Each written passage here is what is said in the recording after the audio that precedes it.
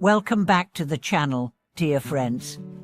I'm so honored to have you here again. If you're new to this space, welcome to a community where ancient wisdom meets daily life, where we reflect, let go, and grow together. Today, I invite you to question a deeply rooted belief in spiritual circles that liberation always refers to freeing something or someone external. Whether it's releasing a fish into the river or a bird into the sky, we often equate liberation with the act of freeing others. But what if I told you the most powerful form of liberation is to release yourself? This video dives into one of the most profound shifts in perspective you may ever encounter. True liberation begins not at the edge of a lake or with the cutting of a net, but at the center of your own heart. It starts when you decide to unbind yourself from guilt, attachment, expectations, regret, and the relentless self-judgment that keeps you in an inner prison. Let's explore why the act of letting go inwardly may be the most sacred, radical, and necessary form of releasing life you could ever practice.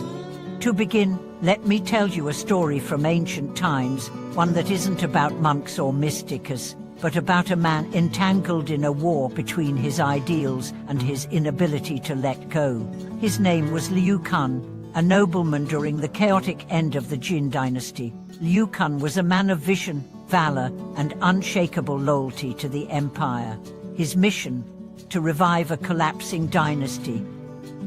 To him, it wasn't just politics, it was sacred duty. His allegiance to this dream was so fierce that he refused to adapt, to bend, to surrender, until the dream itself became a trap. He tried to unite with rival factions. He hoped to inspire virtue through loyalty, but reality was ruthless. Betrayal has followed, deception has surfaced, and yet he held tighter. He could not let go of the identity he had built around being the savior of a crumbling world. Enter Ban Bin, a man whose insight pierced through the illusion. And like Liu Kun, Jan Bin advised a rising warlord named Shila with cool-headed clarity. He saw that real power came not from clinging to ideals, but from understanding timing, movement, flexibility. He advised patience where Liu Kun demanded action. He played the long game, and ultimately, it was Jan Bin's counsel that led to Shila's rise and Liu Kun's fall. The lesson: clinging even to something noble can destroy you. Liu Kun didn't die in battle. He died in sorrow, regret, and confusion. He could not release his image, his mission, his idealism, and it cost him everything. Letting go is not failure. Letting go is wisdom, and it applies to all of us. Have you ever stayed too long in a relationship because you believed love meant never giving up? Have you ever stayed in a job, a city, or a belief system because walking away felt like admitting defeat? Have you ever held on to guilt because you thought it was the only way to prove your remorse? These are the prisons we build for ourselves. These are the nets we need to cut. So when we talk about liberation, we must begin with the question, what within me needs to be released? It could be a grudge, a memory, a voice in your head that repeats, "You're not enough." It could be a role you've outgrown or an expectation you'll never meet. And until you set yourself free, no amount of releasing fish into the river will unbind the suffering in your chest. Let me offer you a more personal story. A woman I met during a silent retreat. She had lost her child in a car accident many years before.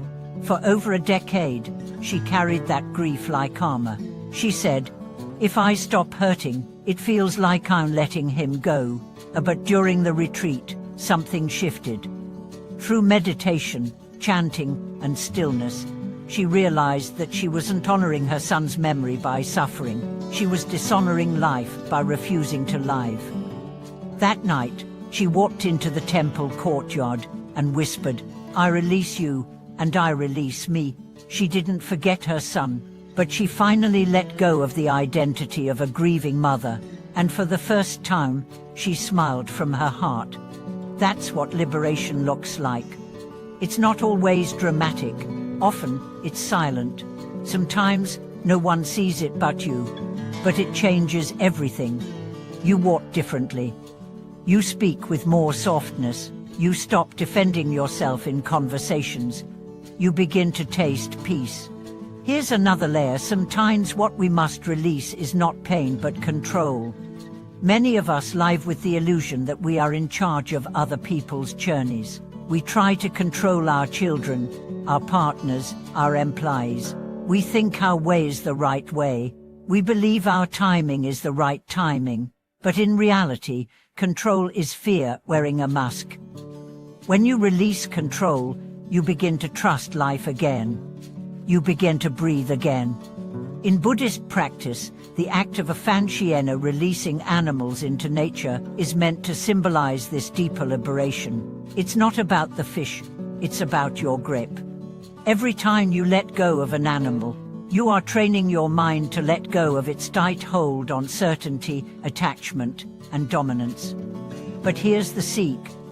If you release animals but still harbor resentment, bitterness, or pride, then you haven't truly let go. The real liberation is when you can sit in silence with the person who hurt you and feel no heat in your chest. The real liberation is when you remember your past and feel no chains around your neck. The real liberation is when you no longer feel the need to prove your worth to anyone. Because you are free. Let's return now to another story that moved me deeply. A man in his 50s, formerly a senior government official, came to a Dharma talk I was giving in a small rural center. He sat in silence for most of the session, his arms crossed, his face stern. But as we began discussing the idea of releasing guilt and identity, he raised his hand and said something that stilled the entire room. For 30 years I have introduced myself as someone who failed his country. He had been forced to resign after a corruption scandal that, while not directly his doing, happened under his leadership. I never stole a cent, he said, but I carried the blame like it was my name. He told us how he tried to rebuild his life, but no success ever felt real. Even when I helped others, I would hear that voice, "You're still the man who fell." That night, after the talk, he didn't come up to speak with me. But 3 weeks later, he emailed. He had returned to that same Dharma hall and sat in meditation alone for 3 hours. He wrote, "I said to myself out loud, you are more than your worst headline." And I wept. I released the man I used to be. That is liberation. It's not always glamorous. It's not always recognized. But it is holy. Letting go is not forgetting. Letting go is remembering without chains. Let's speak now of a more subtle form of bondage, perfectionism. How many of us are trapped in the idea that unless we do everything right, we are not worthy? We micromanage, we overthink, we berate ourselves for the smallest flaw. We spend our lives trying to earn rest. But perfectionism is a silent prison with invisible bars. The key to release: compassion. Real compassion, not indulgence, but understanding. When you realize that making a mistake doesn't mean you're a mistake, something softens inside. You stop punishing yourself. You stop postponing joy. This is why in Buddhist practice, self-compassion is not a luxury, it's a necessity. Until you learn to extend kindness to yourself, your attempts to help others will carry the residue of resentment and pressure. But when you've truly released the inner judge, your actions carry the fragrance of peace. Another story: a nurse who worked in palliative care told me about a patient in his final days. The man had little family, no children, and spent most of his life in business. But what haunted him was not something he did, but something he didn't. "I had a brother," he said, "and we had a fight 30 years ago. I never spoke to him again. He died last year. I didn't attend the funeral. His body was failing, but it was his soul that was in agony." The nurse, trained in mindfulness, simply sat beside him and said, "Maybe you can't change the past, but you can release the guilt." She guided him to speak words of apology aloud, as if his brother were there. He did. he wept, and 2 days later, he passed away, not lighter in body, but in spirit. What if the most important liberation happens not at a temple, not in the forest, not at the moment of death, but right now, in this breath, when you finally choose to forgive yourself? I want to say something to those of you who feel broken, tired, overwhelmed by regret. You do not need to earn your freedom. You only need to allow it. Let the tears come, let the body shake, let the anger burn through. But don't hold on. Don't carry pain like a trophy. Lay it down, watch it go, and know that in doing so, you are honoring your soul, not abandoning your past.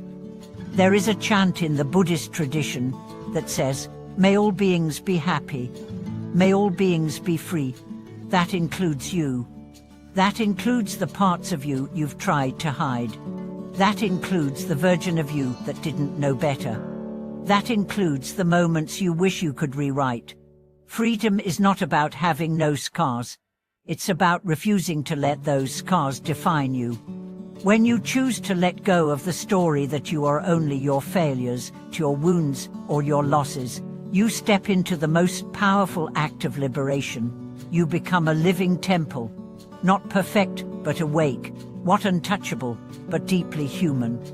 And that's what the Buddha meant by liberation, not floating above the world, but walking through it with an unburdened heart. So the next time you think of releasing a fish, also ask, what thought can I release today? What attachment can I dissolve? What weight am I ready to put down? That's the true act of liberation. Thank you for being here, for walking this path with me, for your openness and courage. If this message touched you, I invite you to share your reflections in the comments. What have you let go of recently? What are you still holding on to? And if you haven't already, please subscribe, like this video, and share it with someone who might need this reminder. The prison is not outside you, and neither is the key. It's in your hands. It always has been. Thank you for watching this video.